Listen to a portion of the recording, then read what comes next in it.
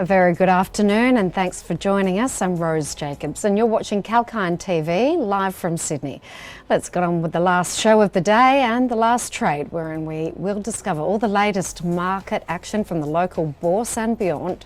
Today the ASX 200 closed lower, dropping 71.2 points or 0.98%. Over the last 5 days, the index has gained 1.36% but is down 3.05% for the last year to date. On the sectoral front, 10 of 11 sectors were lower. Materials was the best performing sector, gaining 0.6% and 3.57% for the past 5 days. Looking at the top gainers and losers of the day, the best performer today was Unibail Rodamco Westfield, up 6.8%. Others in the list were Insurance Australia Group, Rio Tinto, ALS and Fortescue Metals. On the other side, in the red zone of the ASX 200, IDP Education was the biggest laggard of the ASX 200 group. Its stock down 7.7%. Other stocks in this list were Zip, Palandin Energy, Appen and Megaport. Looking now at a few stocks that interested investors today. Western Australia-based conglomerate Wesfarmers is another step closer to acquiring Australian pharmaceutical industries. The Australian Competition and Consumer Commission said today that it will not oppose the proposed acquisition of API by Wesfarmers Investments. The deal is still subject to meeting several remaining conditions, including the approval of API shareholders at the scheme meeting and court approval.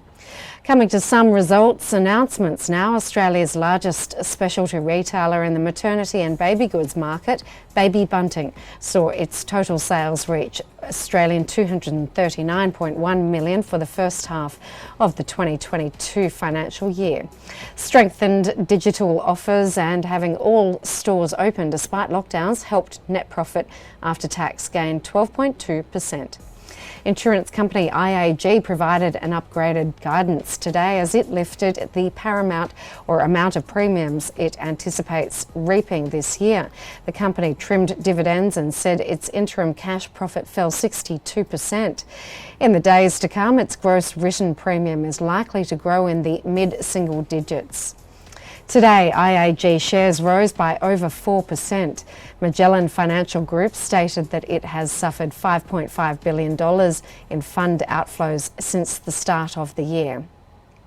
Funds under management had fallen to Australian $87.1 billion as of February 9, down from Australian $93.5 billion at the end of January.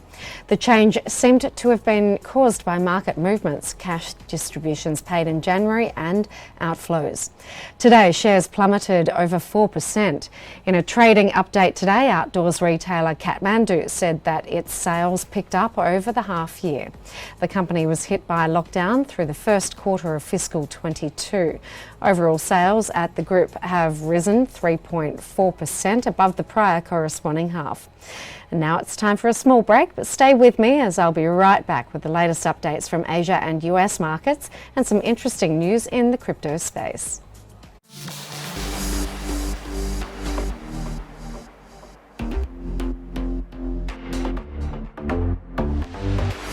Hi, I'm Sage, and get ready to take the crypto ride with me on Kalkine TV. Watch the Crypto Buzz every Tuesday and join the excitement at Kalkine TV. From Bitcoins to NFTs to Dogecoin and DeFi, we have updates about everything around these digital currencies. Understand the investing rationale and the risks involved in the space with me, Sage, on Crypto Buzz. Keep watching Kalkine TV.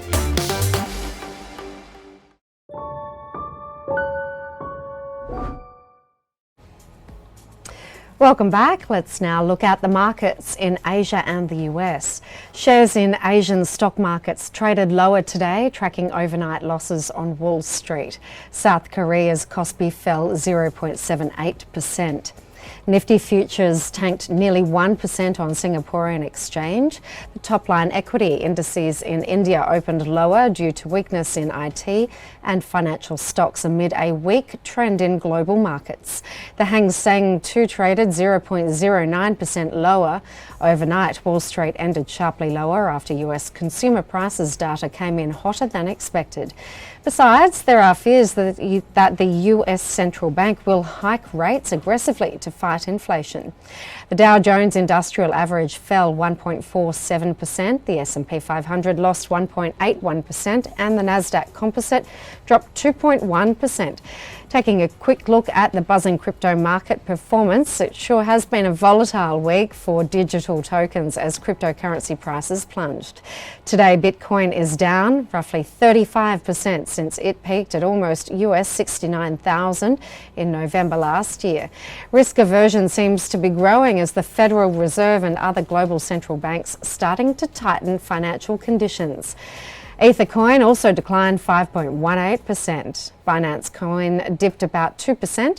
However, the global cryptocurrency market capitalization today remained above US $2 trillion. But that's a wrap, folks. I hope you found the market closing commentary informative. We'll be back on Monday live from Sydney at 9:30 in the morning with our first report on the pre-market scenario, along with important updates from the global markets to prepare you for the trading day.